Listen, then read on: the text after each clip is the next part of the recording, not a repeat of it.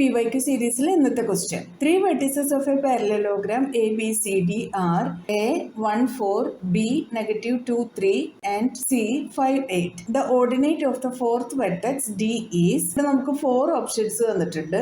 ഇത് coordinate geometry എന്ന ചാപ്റ്ററിൽ നിന്നുള്ള ഒരു 1 മാർക്ക് ക്വസ്റ്റ്യൻ ആണ്. ഇവിടെ നമുക്ക് പാരലലോഗ്രാം ABCDയുടെ 3 വെർട്ടെക്സ് തന്നിട്ടുണ്ട്. ഫോർത്ത് വെർട്ടെക്സിലെ ഓർഡിനേറ്റ് ആണ് നമുക്ക് കണ്ടുപിടിക്കേണ്ടത്.